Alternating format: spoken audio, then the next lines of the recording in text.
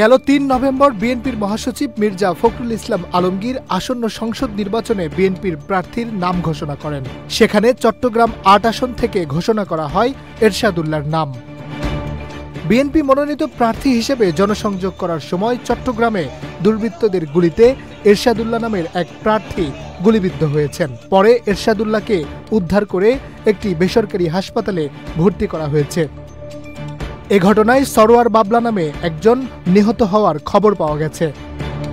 সামাজিক যোগাযোগ মাধ্যম ফেসবুকে বিএনপির মিডিয়া সেলের একটি পোস্টে এরশাদুল্লাহ গুলিবিদ্ধ হওয়ার বিষয়টি নিশ্চিত করা হয়েছে। ওই পোস্টে বলা হয়েছে, চট্টগ্রামের হামজারবাগ এলাকায় গণসংযোগ চলাকালে দুর্বৃত্তরা তার উপর হামলা চালায় এবং পায়ে গুলি করে। গুলিবিদ্ধ অবস্থায় তাকে দ্রুত উদ্ধার করে হাসপাতালে নেওয়া হয়।